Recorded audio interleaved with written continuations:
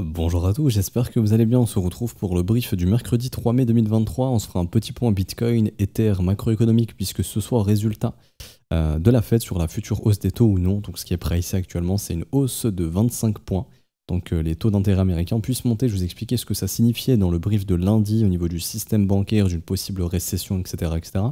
N'hésitez pas à regarder le brief de lundi, il est très complet là-dessus parce que je ne réexpliquerai pas tout ça aujourd'hui.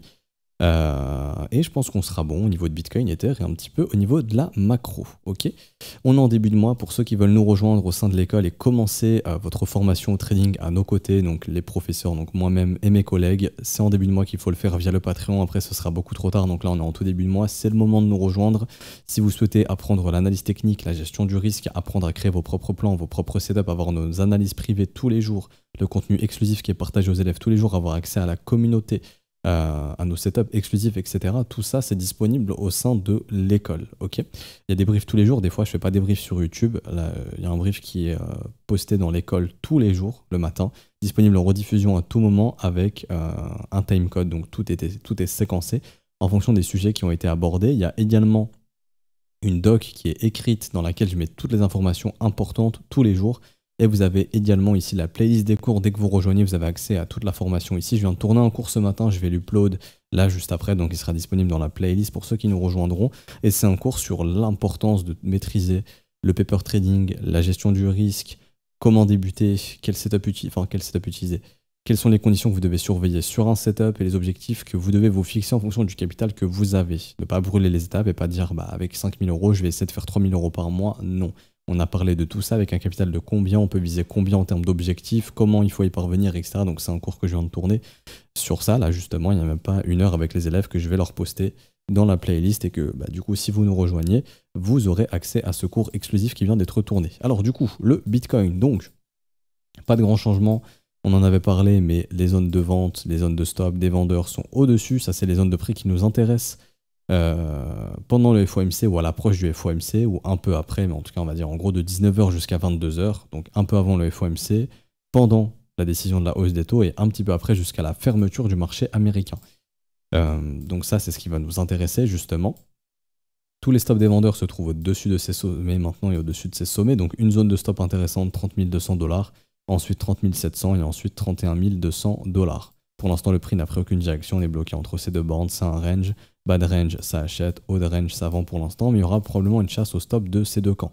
Pour chasser les acheteurs, ça se trouve où? Ça se trouve tout simplement ici. Tous les stops des acheteurs sont là, sous ces creux. Là, il y a vraiment une zone pour moi qui est intéressante. 25 006, 25 002. On verra si le marché y revient ou non. Parce que la dynamique du prix, pour l'instant, est toujours très haussière. Toujours creux ascendant, pas de problème.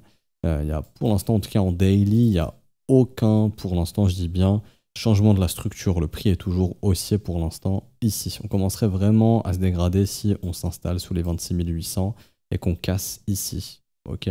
Après 25 000, c'est un niveau très important. Si on le maintient, on pourrait très bien refaire ça derrière. Par contre, si on casse ici, encore une fois, je ne dis pas qu'on va le faire, mais si on le fait, faudra surveiller la réaction des 25 000. Si les 25 000 cèdent, là, on pourra peut-être revoir un Bitcoin plus bas. J'ai déjà expliqué, mais 28 000 à long terme, ça reste un bon prix pour un investisseur. Maintenant, à terme, avant l'halving, c'est ce que j'expliquais aux élèves ce matin, ça peut valoir le coup de garder un petit peu de cash, ce cash, de le mettre de côté et de vouloir acheter ici. Si on y revient un jour, je dis pas qu'on y reviendra, mais par exemple, pendant le crack Covid en mars 2020, on était revenu exactement ici, c'est exactement la même action de prix qu'en 2019. Donc si avant l'halving, on revient ici, donc entre 19 100 et 17 200 $, faut carrément, ouais, faut pas hésiter à acheter en fait, on va pas mâcher les mots, pour moi en tout cas. Faut pas avoir peur et faut acheter ici, pour moi en tout cas. C'est-à-dire qu'à un an de l'halving, enfin à quelques mois de l'halving, si on revient ici, c'est un très bon prix parce que le prix de production il passera à 29 000 $, voire 30 000. Un peu comme en mars 2020. On était revenu faire ici le wake of check, donc là en gros on vient chasser les stops, vous voyez les stops sont pris, stop loss sont pris ici, wake of check, on comble le creux dans le volume profile. Pendant le crack Covid, et bam. Ensuite, 2 mois après, au mois de mai, donc ça c'était mars 2020, 2 mois après, l'halving, donc le prix qui a fait 150% en direction de l'halving. Donc ça ferait la même chose si, par exemple, je sais pas, l'halving c'est en avril 2024, on revient ici en décembre 2023, par exemple, fin d'année 2023, Il y a de grandes chances qu'en avril, le prix est déjà doublé depuis le bottom. Si on revient ici, pourquoi je parle de ça? Parce que c'est le creux dans le volume profile, il y a des imbalances, il y a un wake-off check qui n'a jamais été effectué ici en weekly, en daily. Là, voyons, on n'est jamais revenu tester ce niveau. On y reviendra peut-être tôt ou tard. Si on y revient, en tout cas, c'est une zone d'achat magnifique. Pour l'instant, la dynamique est toujours haussière, donc on met une croix là-dessus, hein, bien évidemment. En tout cas, si par exemple le prix se reverse et qu'on redevient bearish, ça peut devenir un objectif. Et donc ça peut être intéressant de, comme on dit, max bidding ici, mettre des ordres d'achat pour être fill ici tout simplement. Pas grand chose d'autre à dire pour Bitcoin, donc trader entre ces deux bandes très risqué puisqu'il y a de grandes chances qu'on vienne nettoyer ici et sous ces creux, probablement. Donc le mieux c'est de trader les extrémités, hein, ça reste un range, bad range, haut range par là. Un shorter va plutôt essayer de se positionner ici, un acheteur plutôt vers les extrémités, tout simplement. Ok. Ni plus ni moins à dire, sauf que pour l'instant, la dynamique reste toujours haussière, que le sentiment est très fébrile et très pessimiste pour le moment. Donc personnellement, je pense pas que le top définitif soit à 31 050, je pense qu'il y a moyen d'aller plus haut. Maintenant, ça, on verra ça au cours des prochains jours. Ethereum, très similaire, dans le sens où je suis étonné qu'on soit pas venu chasser les stops au-dessus des 2012 $. Donc pour moi, c'est un prix qu'on viendra probablement chercher. Là, c'est une zone de vente pour les vendeurs d'ailleurs, pour pouvoir potentiellement avoir par la suite un reverse du marché et un nettoyage sous les 1700 $, voire même sous les 1600, non, sous les 1650, pardon. Ça, on verra bien évidemment, mais en tout cas, ça, c'est une zone à surveiller. Il y a de grandes chances qu'Ethereum y vienne, puisque c'est rare qu'on laisse autant de vendeurs comme ça être safe sans venir les chasser. Donc, il y a de grandes chances qu'on ait un mouvement qui finisse par revenir dans cette zone de prix. Ensuite, on verra si on fait un nouveau sommet ou si le prix se dégrade à nouveau. Si le prix se dégrade à nouveau ici, c'est bearish et c'est même une opportunité pour shorter et pouvoir acheter ses shorts un petit peu plus bas. Si on y vient, qu'il n'y a pas de réaction, que le prix reste bull, bon bah allons défoncer les sommets et continuons d'être bullish. Ok. Idéalement, en daily, le niveau est clair pour être bull, ça se voit ici là. Vous voyez, vous avez ici le sommet, enfin la résistance qu'on a cassée, qu'on a réintégré. Le prix, s'il rebug un petit peu dessous comme ça pareil. Donc en gros, ça reviendrait à faire ça. Ok. Tant qu'on ne regagne pas la résistance ici, qu'on n'arrive pas à retransformer ça en support, il y a des chances pour que ce soit un simple pullback et qu'on aille nettoyer tous les creux qu'on a accumulés ici pour revenir où vers les 1600 $, voire même un petit peu plus bas, pourquoi pas. Tant qu'on ne fait pas ça, tant que le prix maintient pour moi ici, objectif essayer de regagner la résistance. Si on la regagne, direction nouveau sommet de 1400 $. Donc il faudra voir un petit peu ce que va dessiner le prix. Généralement des petites structures comme ça en W, ça peut donner de la continuation si on casse bien les sommets par la suite. Et qu'on réintègre pas, bien évidemment. Et pour moi, c'est le point macro le plus important.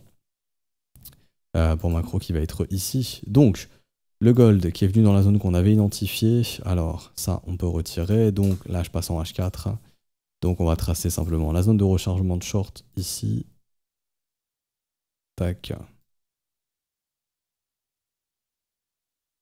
Hop. Donc on va commencer à rentrer dedans. Ici, il y avait un paquet de stop vendeurs qui ont été déclenchés. Là, tous les sommets. Hop, tous les stop vendeurs ici qui ont été pris. Ok. Donc là, je pourrais mettre, hop, comme quoi. Tac, comme ça a été pris. Bon, je retire, mais vous comprenez bien, hein, les stops ont été déclenchés. Et ensuite, ça peut être une opportunité intéressante pour un vendeur ici pour pouvoir acheter ses shorts plus bas, pareil sur le gold, si le dollar reprend de la force. Et donc le dollar, lui, qui est là, alors ça c'est le gold, là c'est le dollar. Donc le dollar a commencé à s'attaquer ici à une première zone de stop, qui était tout simplement celle-ci. On est parti chercher les stops, on réintègre, il reste encore tous les stop vendeurs à venir chercher au-dessus des 103,5 points. Et donc là on voit ici tout simplement un dollar qui rebaisse, et là vous voyez il y a plein de stop loss ici qui sont intacts. Donc il y a de grandes chances que le prix revienne en gros dans cette mèche.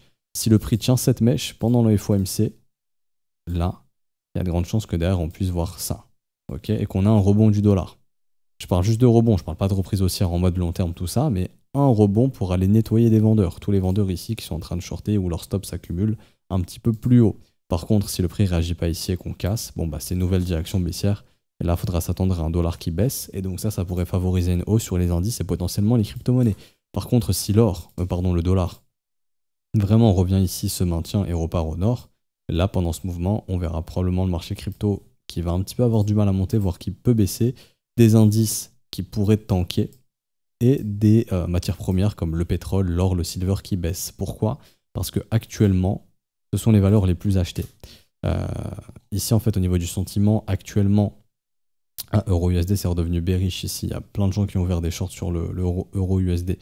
Mais actuellement, Euro-USD, 34% de long, 66% de short. GBP-USD, 43% de long, 57% de short. Donc pour l'instant, les gens sont plutôt bullish sur le dollar index. Donc justement, d'où la fameuse chasse au stop pour chasser ces acheteurs. Ensuite, on verra. Par contre, s'il y a un rebond du dollar, quels sont les actifs qui vont peut-être le plus se faire défoncer? Il y aurait peut-être le pétrole, parce que le pétrole, il y a 85% de gens qui sont en long dessus. Le silver, 68% de gens en long. Ah, le gold, 47%, ça a rebaissé. Il y a un peu plus de shorters maintenant. C'était pas le cas il y a quelques jours. On était à 60%. Donc il y a eu un petit switch de sentiment sur l'or. Et les indices, toujours, qui sont hyper shortés. Le CAC 40, ici FTSE 100. Ici, on a le DAX, Nasdaq, S&P 500 et UK 100, bien sûr, qui sont donc les indices, que ce soit UK, américains et européens, sont très shortés. Les gens, en fait, sont déjà en train de shorter parce que oui, une récession arrive probablement. Mais le graphique monte encore, et le graphique monte parce que les gens sont en train de shorter, tout simplement. Et tant qu'il y aura beaucoup de shorters, on aura probablement des indices aussi ou qui consolident beaucoup ou qui rattrapent les dips facilement. Vous voyez, le S&P 500, il rattrape ses dips très facilement. À chaque fois que ça dip, hop, on remonte, ça dip, on remonte. Ici, hop, ça dip, on remonte très vite parce qu'il y a beaucoup de shorters dans ce marché. Pareil sur le CAC 40 qui fait des nouveaux sommets, les gens comprennent pas trop pourquoi. Le DAX aussi qui est très proche de faire des nouveaux sommets ou qui les a fait. J'ai pas regardé depuis quelques temps, mais je pense qu'on est en nouveau sommet, non? Quasiment, vous voyez, le DAX fait que de monter. Parce que les gens sont short dessus. Ok? Et donc, désolé pour le bruit des travaux, il y a encore des travaux. Et si le dollar index augmente, monte, tout ce qui est opposé au dollar devrait baisser. Donc le gold, le pétrole, les indices, les actions et les cryptos. Désolé pour les bruyants, je sais que c'est chiant. Par contre, là on voit que les valeurs les plus fortes sont les indices. Donc s'il y a une classe d'actifs qui devrait être la plus touchée, ça serait probablement le pétrole, le silver, l'or à voir, parce que l'or on a une majorité bearish, mais à voir si par exemple le prix rebaisse et que les gens sont en mode buy the dip, là ça devrait plus saigner, on devrait venir récupérer tous les stops d'ici, donc au moins vers les 1940. Mais en tout cas, oui, voilà, pour moi tout ce qui est... Les indices devraient rester les plus forts parce que ce sont les plus shortés. Donc en cas de dip, ça devrait dip le moins et recover le mieux, tout simplement. Ok. Donc voilà, attention FOMC ce soir, on aura la décision sur les taux. Certains estiment qu'on peut même ne pas avoir de hausse de taux, ce qui serait très bullish, parce qu'il y a beaucoup de banques qui commencent à être en PLS et ça ferait trop de banques à sauver. Ou alors Powell maintient son objectif d'inflation, continue de monter les taux, et donc c'est déjà pricé, il n'y aurait pas trop de problème. Actuellement, même pour être précis, je vais avoir les taux ici, et je finirai là-dessus. On a ici un taux à 3 mois qui est déjà à 5,26, donc c'est déjà pricé. On est déjà en train de pricer le fait qu'on aura une hausse des taux de 25 points, donc pas de surprise, normalement ce soir 25 points de hausse, et juste un marché qui ira chasser des stops très probablement pour avoir une vraie direction dans les prochains jours, très probablement. Courbe des taux qui est dégueulasse, on en avait parlé hier, et aussi la BCE, je sais pas c'est quand, je crois que c'est cette semaine, ou très bientôt. La Fed, l'Arabie Saoudite, bon, qui va suivre les États-Unis puisque la rial saoudi, enfin, le rial saoudien est indexé au dollar. Et donc en Europe, c'est du coup, ça sera le 4 mai, donc jeudi 4 mai. Ok. Jeudi 4 mai, hausse des taux également. Bon, on sera probablement 25 points également en Europe. À voir si c'est pas 50 points, mais ce sera 25 très probablement. Donc hausse des taux aux US ce soir, 20h heure de France, et demain en Europe. 2h15 si je dis pas de bêtises. Donc voilà, on s'arrête ici pour aujourd'hui, j'espère que ça vous aura plu. Si vous avez appris des choses, etc. Si c'est le cas, n'hésitez pas à laisser un petit pouce bleu, vous abonner si ce n'est pas déjà fait. À nous rejoindre sur Discord, je vous mets le lien en description et en commentaire. Donc le Discord, il est juste ici. Vous pouvez nous rejoindre. Hop, si vous voulez rejoindre comment dirais-je, l'école via les modalités crypto, c'est possible, hein, ça se passe dans le salon bienvenue, il y a toutes les explications. Si vous souhaitez rejoindre la newsletter qui est totalement gratuite et qui sera publiée vendredi normalement, vous avez le lien en description en commentaire. Newsletter Le Trône, donc le Trône Contact Systemio, newsletter Le Trône, c'est gratuit. Vous mettez votre mail, je m'inscris. Vous recevez la newsletter une fois qu'elle est prête. Il n'y a aucun problème et c'est totalement gratuit. Également à vous inscrire sur BitGet, notre partenaire. Prochain concours vendredi également. Tous ceux qui seront inscrits vers notre lien partenaire, vous pourrez participer au concours qu'on fera avec BitGet. Donc vendredi, n'hésitez pas, le lien il est aussi en description en commentaire. Et si vous cherchez une plateforme pour trader sans KYC, BitGet est la dernière plateforme qui le permet. Bonne journée à tous, à demain très probablement. Ciao ciao.